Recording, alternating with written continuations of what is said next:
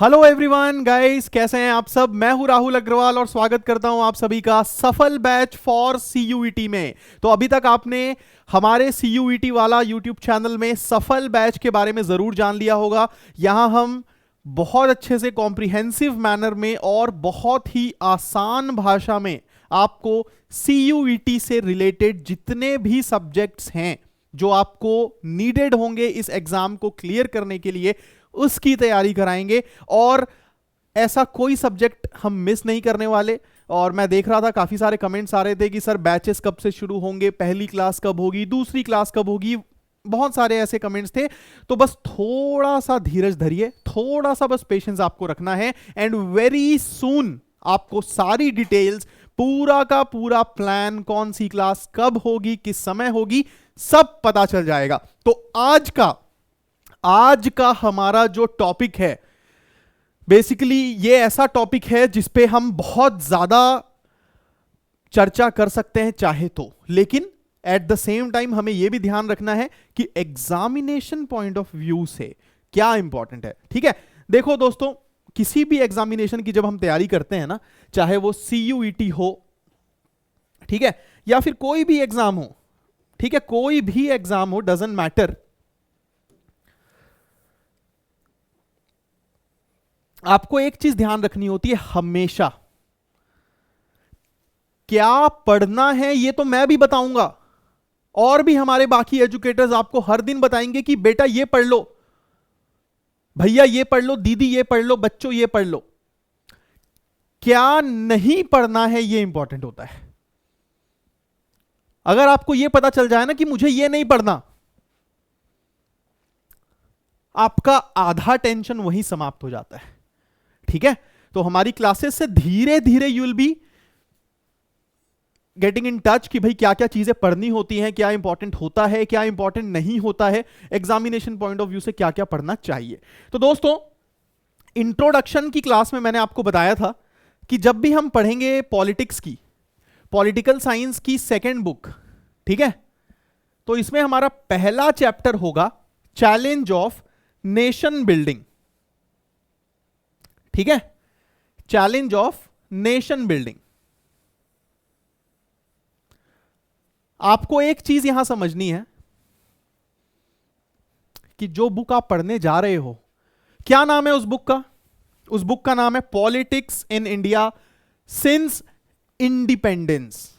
यहां आपको यह नहीं पढ़ना कि भारत को आजादी कैसे मिली, भारत आजाद कैसे हुआ, 15 अगस्त 1947 को जो हम पहला झंडा ऊंचा रहे हमारा मनाते हैं ना, फर्स्ट इंडिपेंडेंस डे, उसके पीछे की स्ट्रगल क्या थी, वो सब नहीं पढ़ना।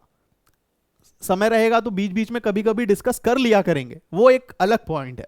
लेकिन आपका जो सीयूईटी का सिलेबस है उसमें क्लियर कट दिया हुआ है पॉलिटिक्स सिंस इंडिपेंडेंस, 47 के बाद खेल क्या हुआ, आजादी के बाद क्या हुआ, जो बहुत बड़ी बड़ी बातें हुई थी कि एक बार आजादी हो जाए, एक बार आजादी मिल जाए तो हम ऐसा करेंगे, हम इस देश को वैसा बना देंगे, वापस से भारत एक सोने की चिड़िया बन जाएगा। तो क्या आजादी मिलने के बाद सच में ऐसा हुआ?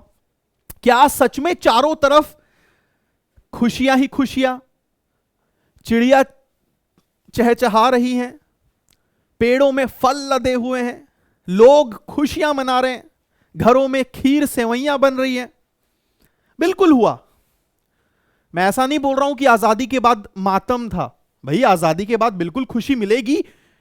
हम तो बचपन से यही सुनते आए हैं कि अगर वो नहीं होते, अगर ये नहीं होते, तो पापा कहते थे कि अभी तू किसी भी अंग्रेज के घर में बाथरूम साफ कर रहा होता। बचपन से हम ये सुनते आए हैं कि अगर आजादी नहीं मिली होती तो अभी तुम किसी अंग्रेज के यहां बाथरूम साफ कर रहे होते। तो भैया उस गुलामी से हम आजाद हो गए, हमारा खुद का देश हो गया। यार जस्ट एक बात आपको बताता हूं, छोटी सी बात है दोस्तों, मेरी बात ध्यान से सुनना। किराए के घर में रहते हैं ना, मकान मालिक हर दिन परेशान करता है, किसी ना किसी कारण से वो हर दिन आपको टोचन मारता है। आपका मन बोलता है कि यार इस किराए की झंझट से दूर होके मुझे अपना खुद का घर बनाना है, जिसका मालिक मैं होऊंगा, जिसमें कोई दूसरा आके मुझे नहीं बताएगा कि यहां पे ऐसा कर लो, वहां पे वैसा कर लो, और आपने ऐसा कर दिया, आपने वैसा कर दिया।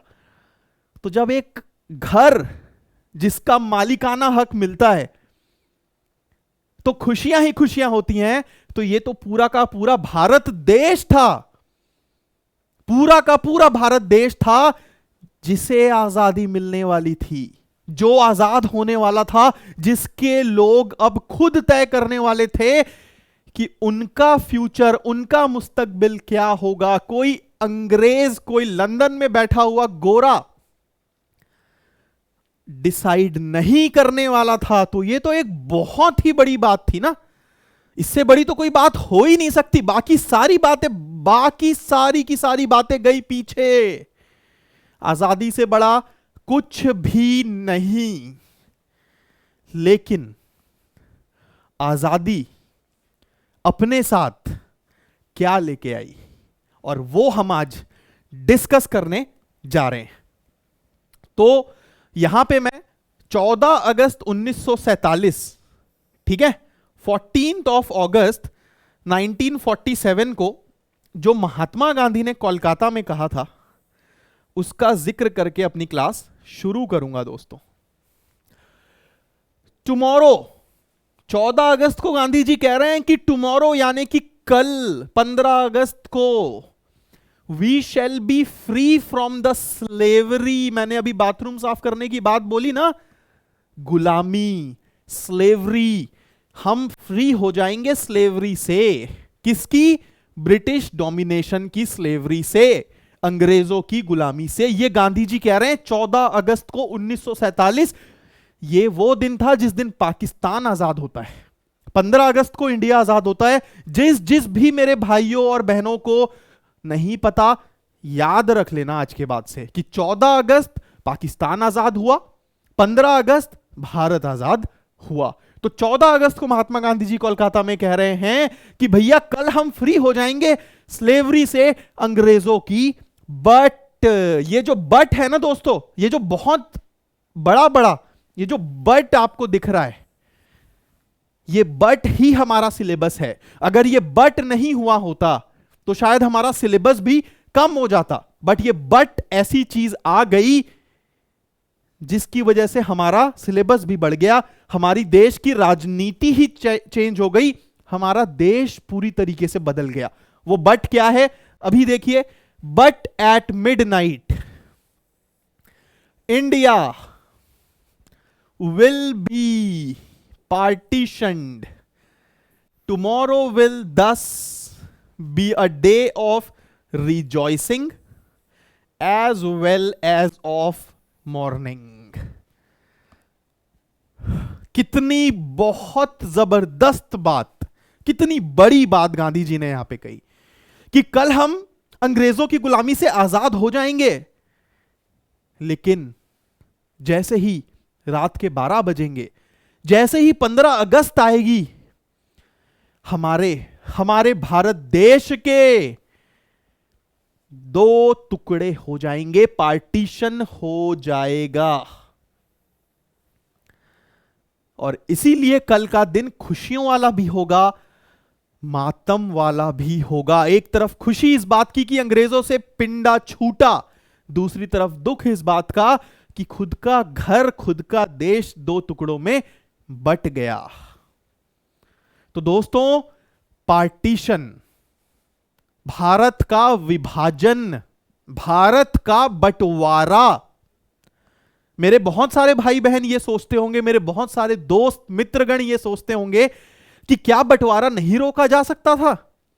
क्या ऐसा कोई नेता मौजूद नहीं था जो भारत की पार्टीशन को रोक सकता हो उस समय?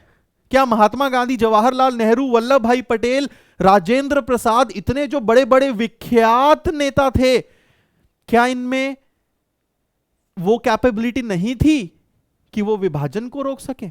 बहुत लोग सोचते हैं। तो कभी आप पढ़ोगे ना डिटेल में तो आपको चीजें समझ में आएगी कि इंडियन लीडर्स जो थे दोस्तों, भारत के जो नेतागण थे, वो कभी नहीं चाहते थे कि पार्टीशन हो। दे रियली डिडंट वांटेड कि इंडिया दो टुकड़ों में बटे, लेकिन मुस्लिम लीग बना। ठीक है, तो हम डिटेल में इसके ऊपर चर्चा जरूर करेंगे, don't worry about that. Okay, now दोस्तों,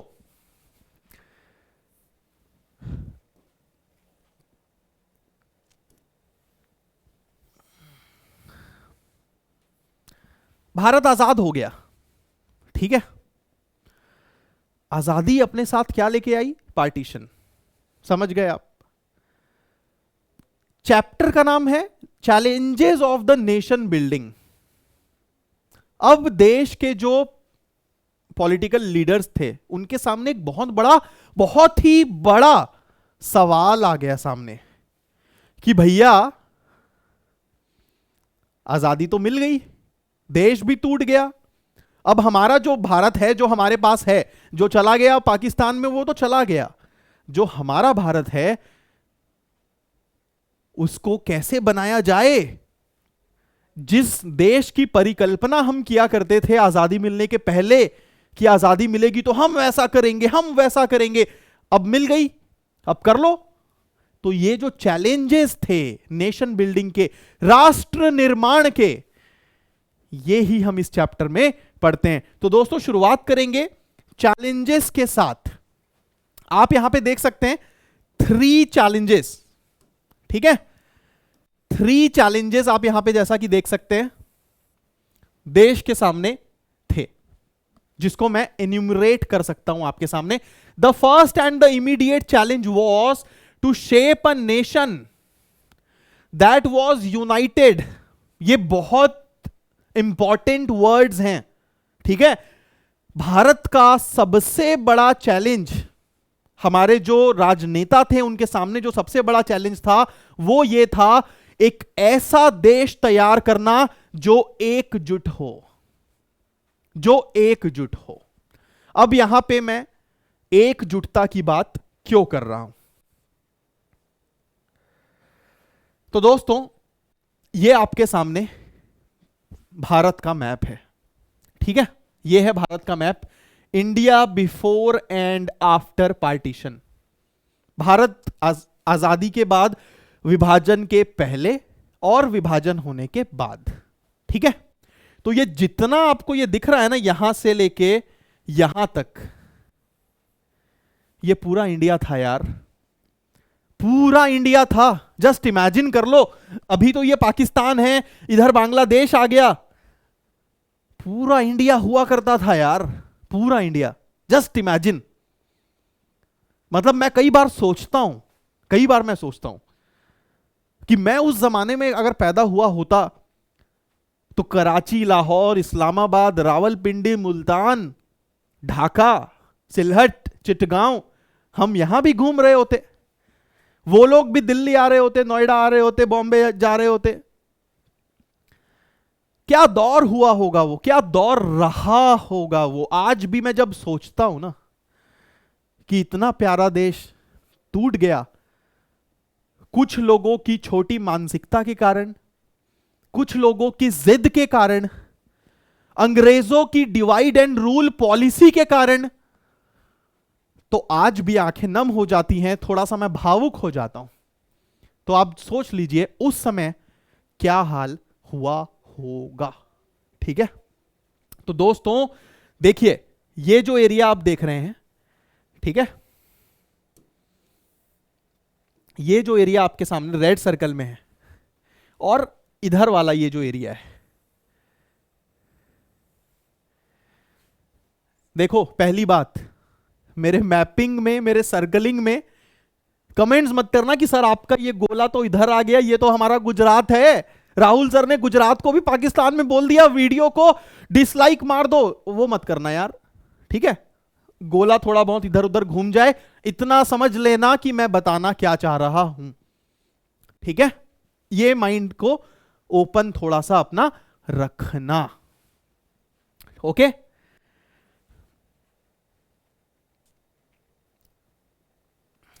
तो दोस्तों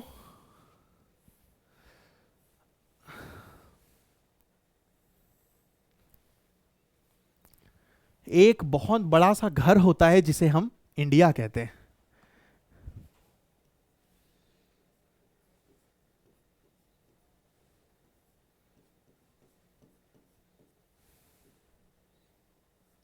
ठीक है, ये जो भारत था, इसमें सारे लोग अंग्रेजों के गुलाम थे और हर कोई अंग्रेजों से आजादी पाने के लिए स्ट्रगल कर रहा था। ठीक है, आप सभी ने पढ़ा होगा 1857 का जो रिवोल्ट हुआ था। ठीक है, तो इस तरीके के रिवोल्ट्स होते थे देश में अलग अलग जगह, क्योंकि लोग त्रस्त आ चुके थे ना अंग्रेजों से। तो कभी कहीं पे, कभी कहीं पे, कभी किसी ने, कभी कोई अपनी तरफ से जो है विद्रोह, एक तरीके से अपनी तरफ से लड़ाई लड़ता रहता था। और 1857 की जो लड़ाई थी वो बहुत ज्यादा भयानक रूप में आ गई, इसलिए हम इसको ज्यादा जानते हैं। बहुत सारी ऐसी छोटी छोटी लड़ाई होगी जो किताबों में आई ही नहीं, जिसके बारे में लोगों को पता ही नहीं, क्योंकि उस समय कोई मीडिया तो था नहीं, उस समय कोई ट्विटर फेसबुक तो था नहीं कि फटाक से मतलब आपने वीडियो बना दिया और शॉर्ट्स यूट्यूब में चला दिया और लोगों ने देख लिया। उस समय तो कुछ नहीं था, तो उस समय पब्लिसिटी इतनी आसानी से तो किसी चीज को मिलती थी ही नहीं। ठीक है, तो दोस्तों ये जो हमारा भारत था, इसमें सब लड़ रहे थे यार कि हम अंग्रेजों से आजाद हो जाएं। ठीक है, चीजें चलती रही, महात्मा गांधी पैदा हुए, चीजें चलती रही, मोहम्मद अली जिन्ना पैदा हुए, अपने अपने लेवल पे, अपने अपनी जगह पे बड़े हुए, अपनी यात्राएं की, पढ़ाई लिखाई की, अपनी जर्नी शुरू की। नाउ मोहम्मद अली जिन्ना जो मुस्लिम लीग से जुड़े हुए थे,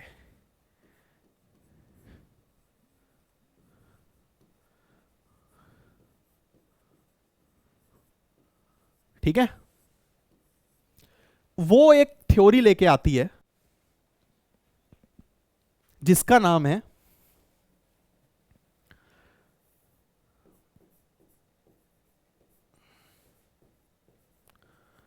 टू नेशन थ्योरी। ठीक है, ये टू नेशन थ्योरी ये कहती है कि ये जो भारत है ना, ये एक नहीं है, यहां दो तरीके के लोग रहते हैं। बहुत ध्यान से सुनना इस बात को, बहुत ही ध्यान से, कि यहां दो तरीके के लोग रहते हैं।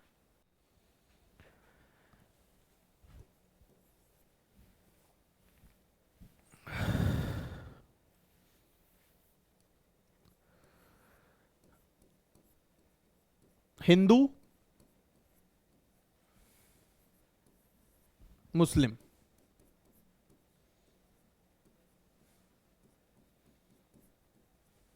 ठीक है, इस भारत में दो तरीके के लोग रहते हैं, ये एक नहीं है। हिंदू भी रहता है, मुस्लिम भी रहता है। अब आप सोच रहे होंगे कि सर ये कौन सी बड़ी बात आप बता रहे हो, हमारा समय गवा रहे हो यार, आप टाइम पास कर रहे हो यार राहुल सर आप, ये तो हमें भी पता है हिंदू भी रहते हैं मुस्लिम भी रहते हैं, इसमें क्या बताया आपने ऐसा। बिल्कुल सही, बिल्कुल सही, आप बिल्कुल ऐसा सोच सकते हो कि मैंने कुछ ऐसा नया नहीं बताया। मोहम्मद अली जिन्ना ने भी कुछ ऐसा नया नहीं बताया। ये जो टू नेशन थ्योरी थी ये भी कुछ ऐसी नई नहीं थी। नया क्या था? नया था कि एक देश इनका, एक देश इनका। भैया दूध का पैकेट है कि दो भाई आधा तू पी ले आधा मैं पी लूंगा। आलू के पराठे हैं, आधा तू खा ले आधा मैं खा लूंगा। भारत देश है, एक हिंदू का एक मुस्लिम का कैसे हो जाएगा। तो दोस्तों ये थी दो राष्ट्र थ्योरी, टू नेशन थ्योरी, जो मुस्लिम लीग प्रोक्लेम कर रही थी। मोहम्मद अली जिन्ना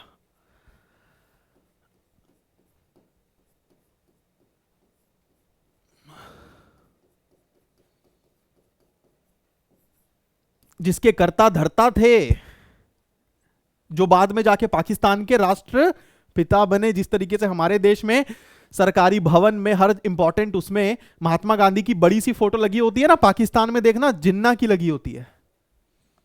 जिन्ना को फाउंडर ऑफ द नेशन वो मानते हैं, ठीक है। Founder of the nation, father of the nation, अलग अलग नाम से वो मानते हैं, ठीक है। हम यहां पे फादर ऑफ द नेशन कहते हैं क्योंकि अल्टीमेटली इंडिया की बेसिकली खोज या फिर स्थापना तो महात्मा गांधी ने नहीं की थी ना, तो फाउंडर नहीं, फादर, ठीक है। तो दोस्तों, मोहम्मद अली जिन्ना ये थ्योरी लेके आए। ये थ्योरी जब भी लाए मैं आपको नहीं बताऊंगा क्योंकि आपका दिमाग दौड़ेगा कि सर कौन से ईयर में आया था, क्या हुआ था। छोड़ दो, मैंने बोला ना क्या नहीं पढ़ना है, जरूरी है। यहां ये इंपॉर्टेंट है ही नहीं मुस्लिम लीग कब बनी, टू नेशन थ्योरी कौन से ईयर में आया, क्या हुआ,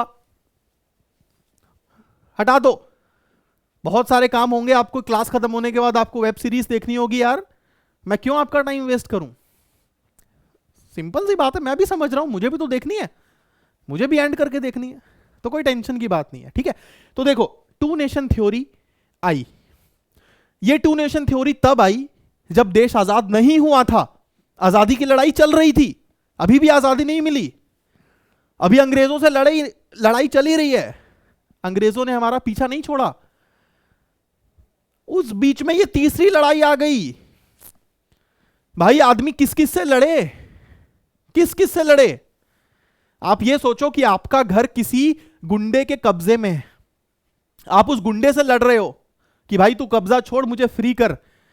लड़ते लड़ते आपके अपने ही घर में आपके भाई से भी लड़ाई शुरू हो गई, वो भी बोल रहा है कि मेरे को भी घर में बंटवारा चाहिए। अब सोच लो कितना मेंटल टेंशन आएगा आपके ऊपर कि पहले तो मैं उसको हटाऊं, फिर यहां घर को बंटवारा करूं। घर का जब बंटवारा होता है तो समस्याएं क्या होती हैं। सबसे बड़ी समस्या तब होती है जब घर के सारे लोग बंटवारे के लिए राजी नहीं होते और आपके ऊपर उसको थोप दिया जाता है। खुद सोचो, खुद सोचो, पहली क्लास है, थोड़ा सा अपना माइंड सेट डेवलप करो, थोड़ा सा सोचने की, मतलब अपनी जो एक दायरा है ना उसको बढ़ाओ, ठीक है, उसको बढ़ाओ। आजादी के बाद विभाजन हुआ, पार्टीशन हुआ, क्या देश का हर मुसलमान पाकिस्तान जाना चाहता था? और क्या देश का हर हिंदू भारत में रहना चाहता था? अगर ऐसा होता ना तो आज इंडिया में एक भी मुसलमान नहीं रह रहा होता और पाकिस्तान में एक भी हिंदू नहीं रह रहा होता, ठीक है। तो ये एक बहुत बड़ी समस्या थी कि घर के हर व्यक्ति विभाजन के लिए, बंटवारे के लिए राजी नहीं हुए और उनके ऊपर थोपा गया, उनके ऊपर थोप दी गई चीजें, ठीक है। सोचो थोड़ा सा सोचो, ठीक है। तो ये तो चलो आपने अभी तक समझ लिया कि भाई आजादी की लड़ाई चल रही थी, उसी बीच में दो भाइयों की, मतलब अब यार जिन्ना भी उस समय तो इंडिया ही था ना, उस समय तो वो भी इंडियन थे, गांधी भी इंडियन थे, हम सब इंडियन थे। उस समय तो कोई दूसरा देश नहीं था ना, तो एक ही देश के दो नागरिक थे, दो भाई थे, दोनों आपस में लड़े मतलब कि सोच आ गई कि भाई अब हमें चाहिए, अब हमें पाकिस्तान चाहिए, ठीक है। इसमें बहुत बड़ा रोल था अंग्रेजों का, बहुत बड़ा रोल था। मैं बताता हूं कैसे, ठीक है। 2 मिनट में फटाक से मैं आपको बता देता हूं कि कैसे अंग्रेजों का इसमें बहुत बड़ा रोल था।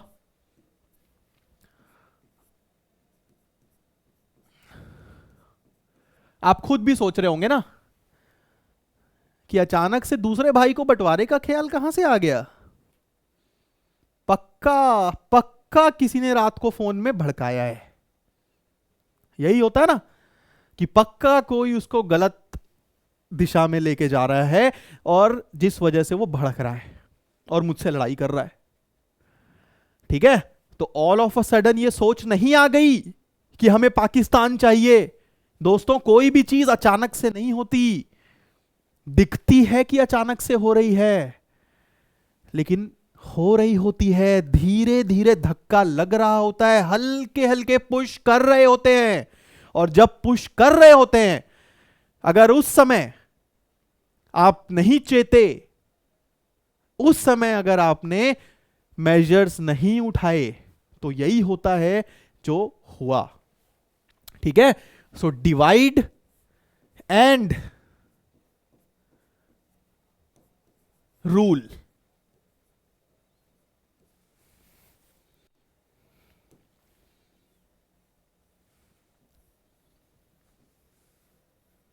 अंग्रेज लेके आ गए भाई।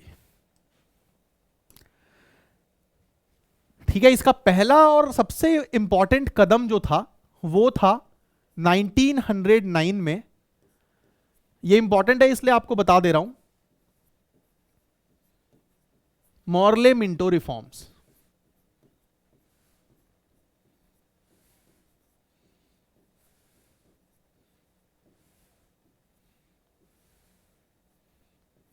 ठीक है, 1909 में अंग्रेज एक रिफॉर्म लेके आए जिसका नाम था मॉर्ले मिंटो रिफॉर्म्स। अंग्रेज क्या करते थे, 10-15 साल में, हर 10-15 साल में रिफॉर्म्स के नाम पे इंडियंस को लॉलीपॉप दे रहे होते थे। लॉलीपॉप देते थे। आप समझ गए होंगे मैं बोलना क्या चाह रहा हूं, बोल नहीं रहा, लॉलीपॉप देते थे। ठीक है, नाउ अंग्रेज ये करते थे कि भाई आज हमने ऐसा कर दिया, अब थोड़ा सा तुम लोग वोट कर सकते हो, अब इंडियंस के लिए ये ऑफिस खुल गया, अब इंडियंस वो कर सकते हैं, अब इंडिया में प्रिंटिंग प्रेस को आजादी मिल जाएगी, आप अपना अखबार छपवा सकते हो। ठीक है, तो ये सारी चीजें धीरे धीरे करते थे वो, ताकि कुछ नहीं करेंगे तो और गुस्सा होगा भारत का आदमी, भारतीय लोग, और ज्यादा मतलब विद्रोह होगा, रिवोल्ट होगा। तो इसीलिए चलो ठीक है, लड़ाई हो रही है, मारा पीटा, भगाया, जेल में डाला, और एक रिफॉर्म पटक दिया, फेंक दिया, बोल दिया कि भैया ये लो, ताकि कुछ दिन तो शांति मिले, कुछ दिन तो शांति मिले और हम अपनी अय्याशी कंटिन्यू कर सके। अंग्रेज ये करते थे। तो 1909 का जो ये मॉर्ले मिंटो रिफॉर्म्स था, इसमें क्या हुआ, इसमें एक बहुत बड़ी चीज हुई जिसका खामियाजा आज तक हम भुगत रहे हैं, क्योंकि आज इंडिया और पाकिस्तान अलग होने के बाद से कभी भी भाइयों की तरह नहीं रहे, कभी नहीं रहे। आपने देख लिया कि पाकिस्तान की तरफ से जो टेररिस्ट एक्टिविटीज इंडिया पे कैरी की गई, कोई भाई ऐसा नहीं करता। भाई ठीक है, बंटवारा हो गया, साथ नहीं रह सकते, इसका मतलब ये थोड़ी है कि मैं अपने दूसरे भाई के घर में बम फेंकवा दूं। यार क्या है ये, क्या है, क्या ये, रहो तुम अलग शांति से, मैं रह रहा हूं अलग शांति से। किसी दिन तुम हमारे घर खाने पे आओ, किसी दिन हमारे बच्चे तुम्हारे यहां खाने पे जाएंगे, हम भी चलेंगे, सैटरडे संडे को मूवी देखने भी चलेंगे। ऐसा होता है ना, बट ऐसा हुआ, ऐसा हुआ ही नहीं, ऐसा हुआ ही नहीं। बीच बीच में थोड़े बहुत मोमेंट्स आए जब लगा कि हां नॉर्मल होगा सब कुछ, बट अल्टीमेटली नहीं हो पाया। ठीक है, तो दोस्तों अंग्रेज लेके आए SE। एस मतलब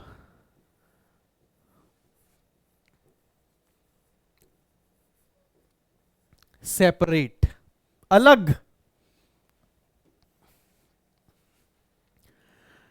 ई मतलब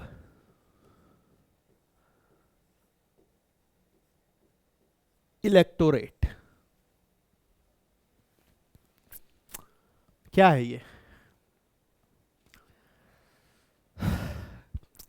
आप वोट करने जाते हो, है ना, जब आप वोट देने जाते हो, सपोज जिस भी एरिया में आप वोट कर रहे हो, मान लो विधायक का चुनाव है, ठीक है, मान लो विधायक जो वहां पे मतलब जैसे मान लो फॉर एग्जांपल बीजेपी ने अपना कैंडिडेट खड़ा किया है, कांग्रेस ने अपना कैंडिडेट खड़ा किया है, बाकी छोटी छोटी पार्टीज ने अपना अपना कैंडिडेट खड़ा किया हुआ है। तो आप जब वोट करने जाते हो तो आप पॉलिटिकल पार्टी के हिसाब से वोट करते होगे, कई बार आप कैंडिडेट को देख के वोट करते होगे कि हाँ यार ये अच्छा है, ये खराब है, ये काम अच्छा करेगा, ये लोगों को लड़ाता है, अच्छे से बात नहीं करता, मैं इसको वोट नहीं करूंगा। अल्टीमेटली ये सारी चीजें हमारे कंसिडरेशन में होती है। ज्यादातर इंडिया में कंसिडरेशन होता है कि अच्छा कांग्रेस का है तो चलो मैं इसी को वोट दूंगा चाहे कैसा भी हो, भाजपा का है तो मैं इसी को वोट दूंगा चाहे कैसा भी हो। तो इंडिया में ये सब चलता है। कभी ऐसा चलता है कि भाई आप सिर्फ और सिर्फ अपने रिलीजन के बंदे को ही वोट करोगे? नहीं ना। आप चौंक गए ना, अरे ये क्या बोल दिया सर, ये कहां से आ गया भैया? ये था लड़ाई की जड़, सेपरेट इलेक्टोरेट। इसमें अंग्रेजों ने बोला कि जो मुस्लिम कैंडिडेट होंगे,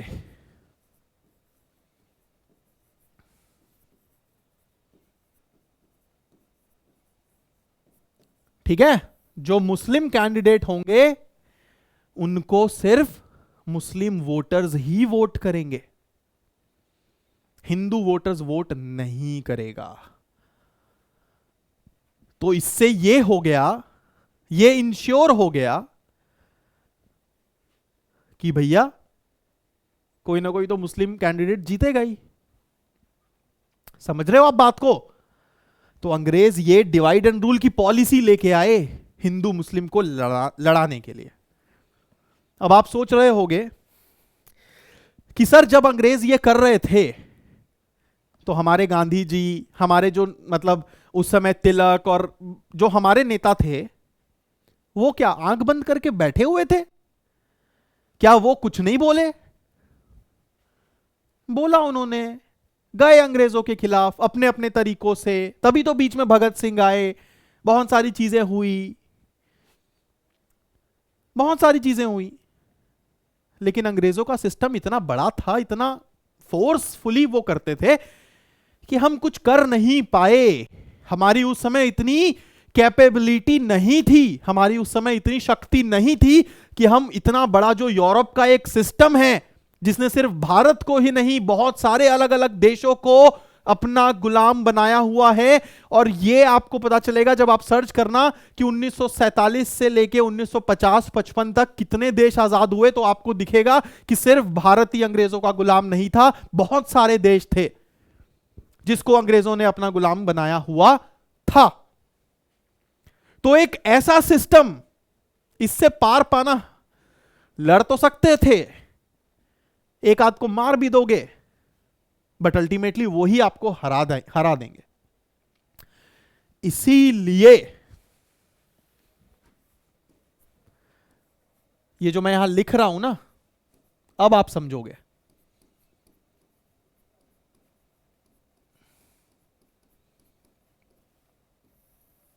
सत्याग्रह, महात्मा गांधी इसीलिए सक्सेसफुल ज्यादा हुए क्योंकि ये जो सत्याग्रह था ये एक ऐसा टूल था। महात्मा गांधी को पता था कि अगर हम लड़ाई पे उतर गए ना तो नहीं जीत पाएंगे इनसे, नहीं है हमारी इतनी औकात, नहीं है हमारे पास इतना असला, हमारे पास इतने आर्म्स नहीं है, हम इतने शक्तिशाली नहीं हैं कि इनसे लड़ाई मोल ले और जीत जाएं। भाई एक तरफ ब्रिटेन है जो वर्ल्ड वॉर लड़ रहा है, इसी बीच में तो वर्ल्ड वॉर भी हुए ना, दो वर्ल्ड वॉर हो गए, उससे हम कहां पार पालेंगे यार। तो जब आपको यह पता चल जाए ना, जब आपको यह पता चल जाए कि बेटा लड़के कुछ नहीं उखाड़ सकता, मैं कुछ नहीं कर सकता मैं लड़के, तो उस समय आपको क्या करना चाहिए? उस समय आपको दूसरी नीति अपनानी चाहिए, और वो थी सत्याग्रह, नॉन वायलेंस का तरीका, पीसफुल प्रोटेस्ट का तरीका। और इसी से तो गांधीगिरी फेमस हुई, इसी से फेमस हुई कि आप अपनी गांधीगिरी करो, एक थप्पड़ मारे दूसरा गाल भी दिखा दो, मार ले, कितना मारेगा, कब तक मारेगा, कभी तो थकेगा, कभी तो थकेगा। तो ये थी सत्याग्रह की, नॉन वायलेंस की जो बात है। बीच बीच में आपको ये सारी कहानियां मैं बताता रहूंगा। तो दोस्तों ये जो सेपरेट इलेक्टोरेट था ना, ये सेपरेट इलेक्टोरेट एक तरीके से समस्या का सबसे बड़ा कारण था, सबसे बड़ी जड़ जो था वो यही था यहां से फिर धीरे धीरे जब ये हो गया ना कि भाई मैं तो मुस्लिम हूं, मुझे सिर्फ मुस्लिम को ही वोट करना है, तो एक मेंटेलिटी धीरे धीरे आम जनता, जो आम मुसलमान जनता है, उनमें भी डेवलप होने लग गई कि हाँ भाई हम अलग हैं, ये हिंदू कैंडिडेट है, मैं इसको वोट नहीं करूंगा, ठीक है, ये मेरा आदमी नहीं है। ये वाली सोच कि तुम हमारे नहीं हो, वो हमारा है, यही सारी सोच तो भरी जिस वजह से टू नेशन थ्योरी डेवलप हुई। ठीक है, आ गई बात समझ में? नाउ हम आते हैं हमारे प्यारे से भारत में, हमारा प्यारा भारत, हमारा बड़ा घर, जहां एक तरफ ताई रहती है, एक तरफ छोटे चाचा रहते हैं, एक तरफ बड़े चाचा रहते हैं, दूसरे तरफ साइड में भुआ भी रहती है, बीच में दादाजी भी आराम करते हैं। ये Bharat, all of a sudden छोटे चाचा बोलने लग गए कि मैं भुआ को लेके जा रहा हूं। दिक्कत तब आई जब भुआ ने बोला कि नहीं मुझे नहीं जाना, मुझे यहीं रहना है, मुझे नहीं जाना तेरे साथ, तेरे को जाना है तू जा। दिक्कत तब भी आई जब चाचा के साथ चाची ने बोला कि मुझे भी नहीं जाना यहां से, आप चले जाओ, जाओ, मैं तो यहीं रहूंगी घर में जहां मेरा सोनू रहता है, जहां मेरी चिंकी रहती है, मैं नहीं जाऊंगी। तो दोस्तों ये हुआ,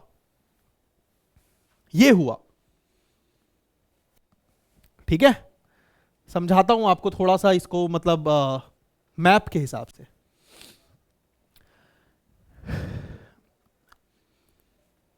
जब देश आजाद हुआ तब इंडिया में 500 से भी ऊपर, ठीक है, मोर देन 500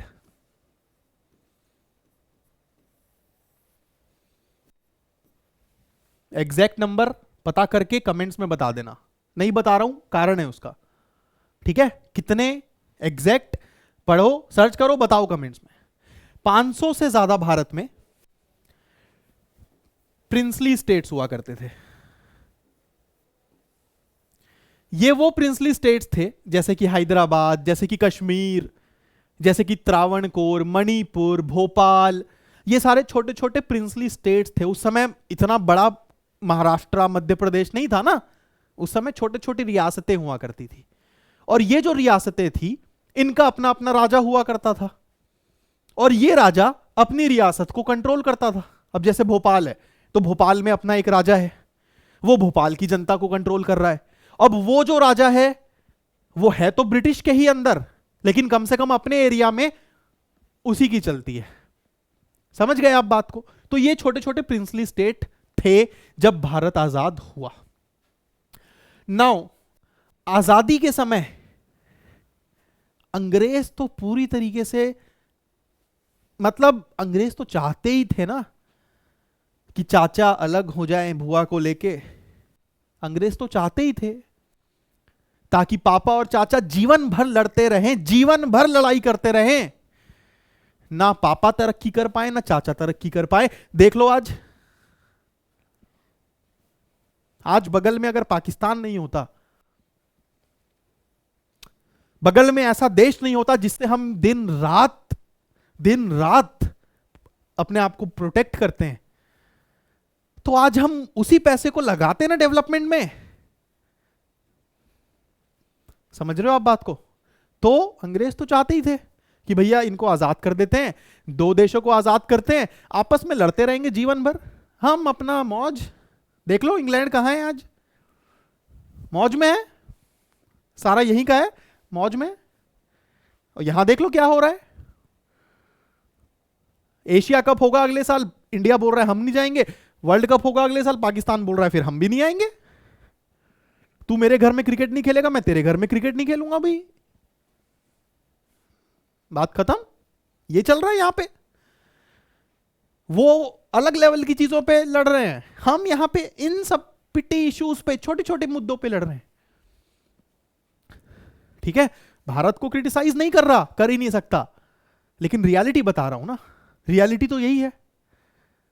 बीइंग अ भारतीय मैं भी जानता हूं कि अगर ये नहीं हुआ होता तो आज हम और बहुत अलग लेवल के डेवलपमेंट में होते। ठीक है, तो दोस्तों 500 से भी ऊपर रियासतें थी। अब अंग्रेजों ने तीर छोड़ दिया। क्या बोला अंग्रेजों ने? क्या बोला अंग्रेजों ने? बोला कि आजादी मिलने के बाद ये जो 500 प्लस छोटी छोटी रियासतें हैं ना, they will be free to join either India or Pakistan and, अब आओ एंड पे आओ, if they don't want to join India or Pakistan they can remain independent. बाप रे, अंग्रेजों ने बोल दिया कि भैया भोपाल का राजा अगर चाहे तो भोपाल एक नया देश बन जाएगा, हैदराबाद अगर चाहे तो हैदराबाद एक नया देश बन जाएगा, जूनागढ़ अगर चाहे तो जूनागढ़ एक नया देश बन जाएगा। अब आप सोच लो कि हमें आजादी कैसे मिली। सोचो ऐसी सिचुएशन होती जब हम आजाद हो गए और यहां पे 500 छोटे छोटे देश पैदा हो गए। जस्ट इमेजिन, मुझे अगर छत्तीसगढ़ से मध्य प्रदेश जाना है तो मुझे दूसरे देश में जाना है, मुझे केरला जाना है तो मुझे दूसरे देश में जाना है। जस्ट इमेजिन क्या होता, क्या सिनेरियो होता, सोचो थोड़ा। ठीक है, तो ये स्थिति 1947 के बाद थी, जिस वजह से महात्मा गांधी ने बोला ना, क्लास की शुरुआत ही उससे की थी, क्योंकि उस पर बार बार जाएंगे कि कल आजाद होंगे लेकिन साथ में मातम भी मनेगा। खुशियां तो मनेगी, मातम भी मनेगा, रिजॉइस तो होगा, मॉर्निंग भी होगा। ठीक है, तो उस समय जब अंग्रेजों ने यह बोला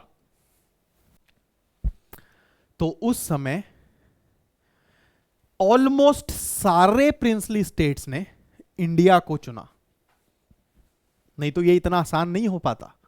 ठीक है, सारे प्रिंसली स्टेट्स ने इंडिया को चुना कि हम इंडिया के साथ रहेंगे।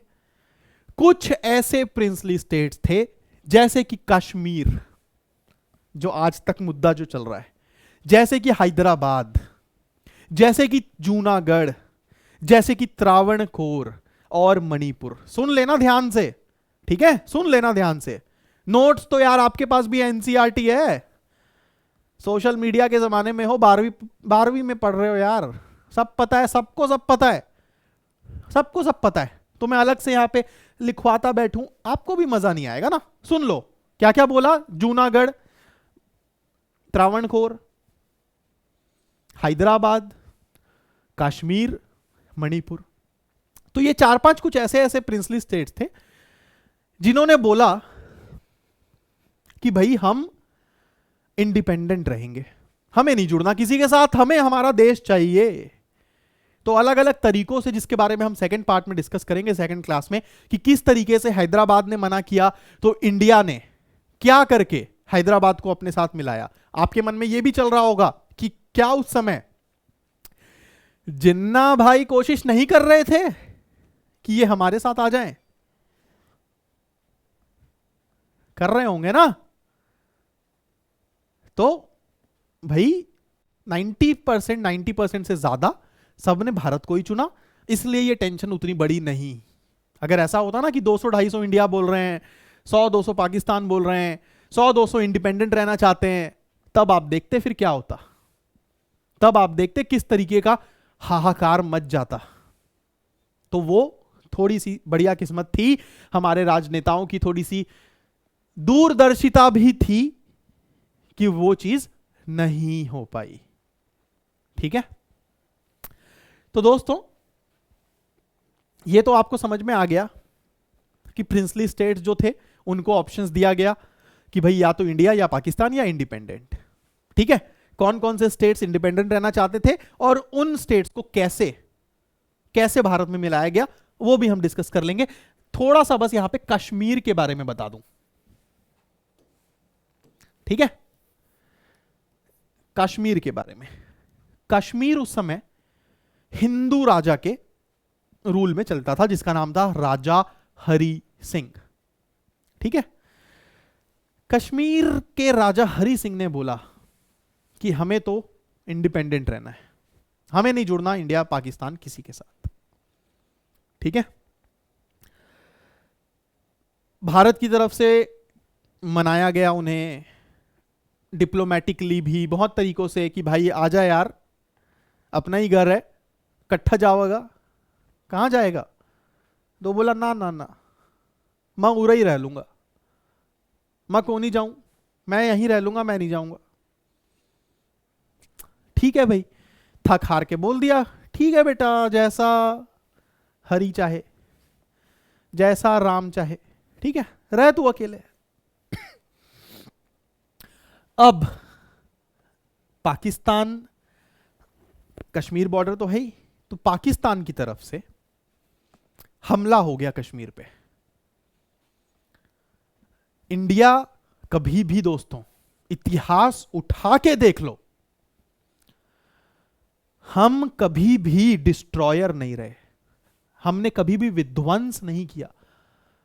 हमें किसी ने मारा है तो हमने वापस मारा है, बट हमने कभी पहले से नहीं मारा। कश्मीर नहीं आना चाहता था तो हमने कोई आर्मी भेज के जबरदस्ती नहीं मिलाया, बट पाकिस्तान की तरफ से यह कोशिश हुई, पाकिस्तान की तरफ से कश्मीर पे अटैक हुआ। ये है सब 47, 48, 49, ये 2-3 साल की कहानी है ये, ठीक है। तो पाकिस्तान की तरफ से कश्मीर में अटैक हुआ। राजा हरि सिंह दौड़े दौड़े आए भाई, हमारे जवाहरलाल नेहरू, वल्लभ भाई पटेल उस समय थे, मुलाकातें हुई, उन्होंने भारत से मदद मांगी। तो वहां पे भारत ने बोला कि हम मदद करेंगे, हमारी आर्मी भेज के पाकिस्तान के जो भी अटैक हुआ है उससे आपको बचा लेंगे, लेकिन आपको साथ में हमारे साथ आना होगा, तभी तो हम मदद करेंगे। बेटा दौड़ते हुए बाप के पास गया कि पापा गली के गुंडे मारने आ गए। पापा ने बोला मैं बचाता हूं तेरे को अभी, पिंटू टिंकू चलो बचाने जाओ। लेकिन पिंटू और टिंकू बचा के साथ में तेरे को लेके आएंगे मेरे पास, तभी जाएंगे। समझ गए? तो ये स्टोरी थी। मरता क्या ना करता हरि सिंह, ठीक है भाई कुछ नहीं रहेगा, उससे अच्छा इंडिया के साथ रह लेंगे। हां बोल दिया, गई इधर से फोर्स, भगाया उन्हें, बचाया कश्मीर को उनसे, लेकिन कुछ हिस्सा कब्जा उन्होंने कर ही लिया, और इधर से भी फोर्स ने उस हिस्से को उस समय नहीं छुड़ाया, और वो हिस्सा गले की फांस आज बना, जो आज हम कहते हैं ना